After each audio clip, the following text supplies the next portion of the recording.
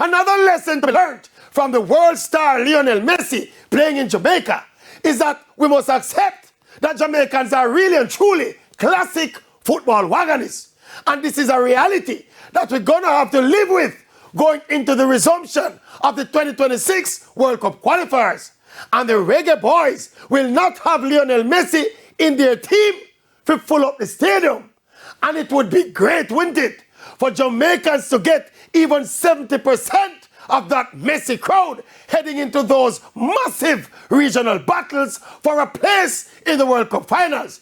It would increase our chances to see young Jamaican boys and girls and sisters and brothers and aunties and uncles decked out in their reggae boys jerseys with the names Demario Gray and Andre Blake and Shemar Nicholson filling up the stadium, jumping and shouting, Jamaica, Jamaica, Jamaica, instead of Messi, Messi, Messi.